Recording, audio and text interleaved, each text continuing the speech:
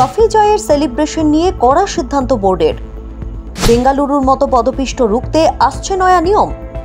পরের আইপিএল থেকেই জারি হবে এই নির্দেশিকা। অবাঞ্ছিত ভিড় এড়াতে কি ভাবছে বিসিসিআই? বিস্তারিত জানতে দেখুন এই প্রতিবেদনটি। এতদিন ফাইনালের রাতেই আইপিএল নিয়ে বোর্ডের যাবতীয় নিয়ম নীতি শেষ হয়ে যেত। ট্রফি জয়ী দল কিভাবে উদযাপন করবে তার পুরোটাই ছিল সংশ্লিষ্ট ফ্র্যাঞ্চাইজি এবং রাজ্য ক্রিকেট সংস্থার বিষয়।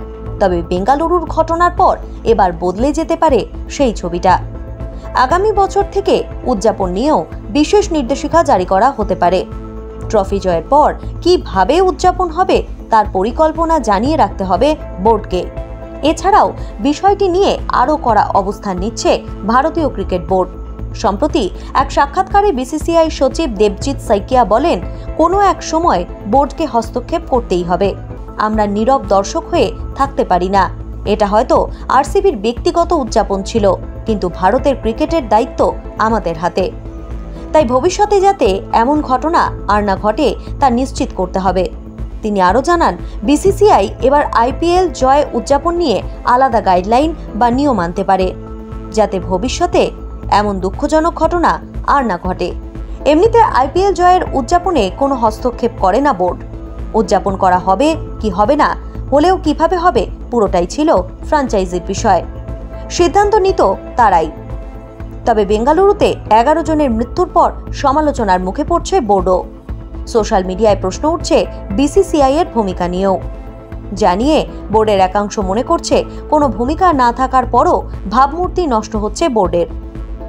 ভবিষ্যতে এমন পরিস্থিতি এড়ানোর জন্য আগে থেকেই পদক্ষেপ করা প্রয়োজন। সেই মনোভাবের সূত্রেই উদযাপন নিয়ে নতুন নির্দেশিকা জারি করা হতে পারে। আইপিএল এর গভর্নিং কাউন্সিলের সঙ্গে আলোচনা করেই এই বিষয়ে সিদ্ধান্ত নেওয়া হবে। সেই নির্দেশিকা অনুযায়ী জয়ী ফ্র্যাঞ্চাইজি উদযাপনে কি করবে, কোথায় করবে, সবটাই জানিয়ে রাখতে হবে বোর্ডকে। আর কলকাতা নয়, টাইটান আই প্লাস এখন বনগাঁ শহরে। উল্লেখ্য, চিন্নাস্বামীর বাইরে পদপিষ্টের ঘটনায় বিরাট কোহলির বিরুদ্ধে অভিযোগ দায়ের করা হয়েছে। বেঙ্গালুরু পুলিশ স্পষ্ট করে এদিন জানিয়েছে, অভিযোগ জমা পড়লেও এই মুহূর্তে নতুন করে কোনো এফআইআর দায়ের করা হবে না।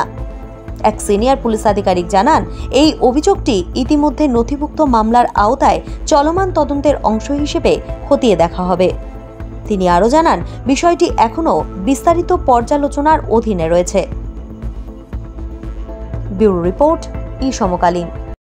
ये टाइटन का सनग्लास है एंड इसमें पावर्ड लेंस भी लगा सकते हैं। আর কলকাতা নয়, টাইটান আই প্লাস এখন বনগাঁ শহরে। চক্ষু পরীক্ষা সহ সানগ্লাস, কন্টাক্ট লেন্স পাওয়া যাচ্ছে বনগাঁর যশোর রোডের নিজস্ব শোরুম।